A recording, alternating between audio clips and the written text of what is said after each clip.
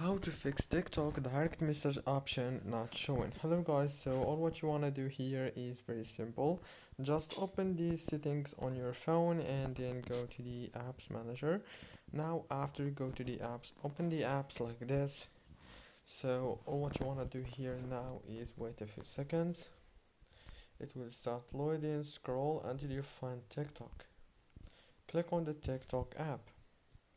Now click here on this option to force stop running this TikTok app, and after that you have to go to the data usage, scroll down and disable the background data and the roaming data, and then open the storage. And now all what you want to do here is click on the clear data option and clear cache. After that, last thing you want to do is open the Play Store or the App Store if you have iPhone.